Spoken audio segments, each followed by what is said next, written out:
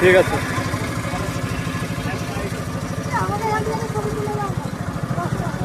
ওই সামনে আসো। আরে দাঁড়াবা, আসো আসো।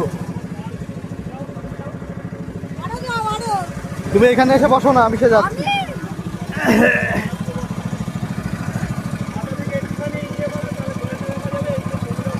মানে এদিকে পড়ে টোরে যায় নাকি? ঠিক আছে,